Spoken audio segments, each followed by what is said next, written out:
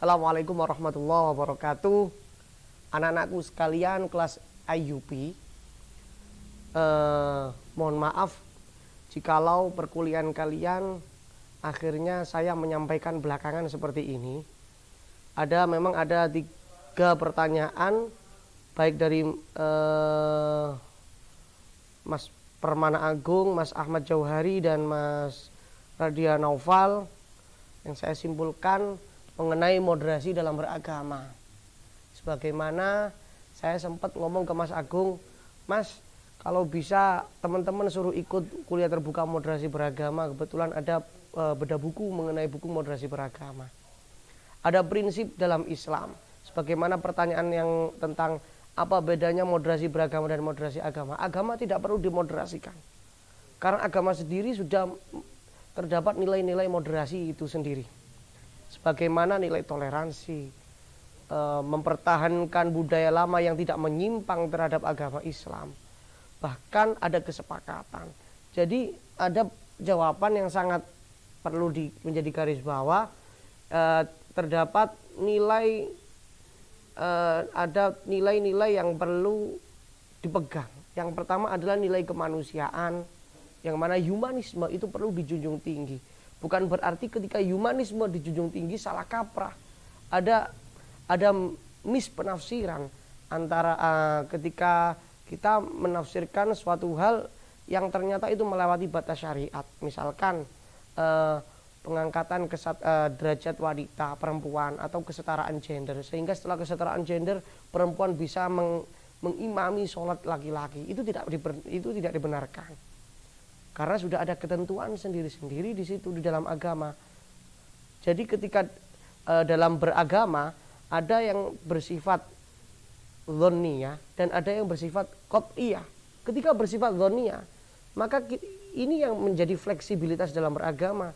Namun ketika qat'iyah itu tidak bisa dirubah. Sehingga dalam moderasi ini ada nilai kemanusiaan. Perempuan yang dulu itu tidak ada harganya, ketika Islam masuk, perempuan diangkat derajatnya.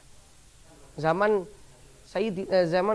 jahiliyah, sebelum Rasulullah mendapatkan risalah dan dibaiat menjadi nabi, zaman jahiliyah perempuan dikubur hidup-hidup. Perempuan tidak ada harganya. Bahkan perempuan bisa disilangkan. Istrinya si A bisa ditiduri seorang laki-laki si A. Istrinya si B bisa ditiduri, model perkawinan silang, atau bahkan seperti apa modelnya. Sehingga perempuan memang benar-benar derajatnya direndahkan, kecuali perempuan-perempuan tertentu yang berasal dari kalangan suku-suku besar atau suku-suku yang gibar atau yang masyhur pada saat itu.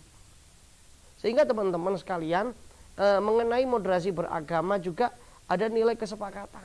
Kesepakatan ini juga mengandung unsur tidak saling merugikan antara satu dengan yang lain, atau akan tetapi mutualisme. Kesepakatan ini juga tidak boleh melewati batas. Misalkan kalian seumpama masuk ke gereja, orang Kristen masuk ke dalam masjid, itu tidak dibenarkan. Sehingga perlu ada batas-batas juga. Ketika dia ibadah ya kita tidak mengganggu, kita memberikan jaminan ibadah dengan khusyuk. Ketika kita ibadah, mereka juga tidak menjelek-jelekkan. Ini yang namanya kesepakatan. Bukan berarti saling mengkafirkan, bukan berarti saling menyalahkan. Sebagaimana saya sempat mengikuti bedah bukunya yang berjudul Islam Cita Damai, karyanya teman kelas kalian ketika semester ganjil, anak agama Islam kelas 13. Ada pembanding mengatakan bahwasanya jangan mudah mengiyakan statement atau ideologi yang berangkat dari seorang kiai, ustadz, atau habaib yang ternyata itu menyeleweng dari agama, menyimpang bahkan sampai ekstrim. Karena bukan nabi. Ketika nabi kita bisa percaya langsung, karena wama yang tiku anil hawa in wa illa wahyu yuha. Nabi itu ketika memutuskan suatu perkara tidak serta-merta langsung memutuskan sebelum Allah Subhanahu wa ta'ala menurunkan sebuah wahyu. Tapi kalau habaib, kalau kiai, kalau masyayikh, beliau masih terdapat ada kesalahan-kesalahan sedikit. Tapi hormat itu kita perlu. Hormat itu perlu, taat belum tentu. Yang ketiga adalah karena nilai ketertiban umum. Maka ketertiban umum inilah yang dijaga, akhlak. Lagi-lagi kita berbicara tentang akhlak. Orang yang beragama adalah orang yang akhlak. Coba kamu lihat orang-orang yang melakukan bom bunuh diri. Coba kamu lihat orang-orang yang sangat ekstrim ketika memandang agama. Akhlak itu seakan-akan tidak ada harganya sama sekali. Coba ketika mereka berinteraksi dengan orang lain, seakan-akan acuh, seakan-akan dia yang paling benar sendiri.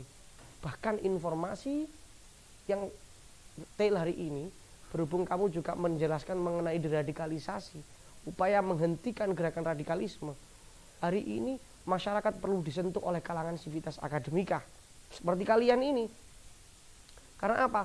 Ternyata orang-orang yang berkecimpung di dunia terorisme, mereka itu sudah diasah otaknya dan mereka itu antri untuk melakukan bom bunuh diri karena iming-iming katanya akan bertemu dengan bidadari surga. Antri mas, ada nomor antriannya. Ini perlu difahamkan kepada masyarakat. Jangan-jangan tetangga kita, teman saya saja ketika mereka bertetangga walaupun beda RT, ternyata tahu orang itu adalah tetangganya yang biasanya beli bubur ayam. Ternyata dia teroris. Yang tragedi Surabaya itu.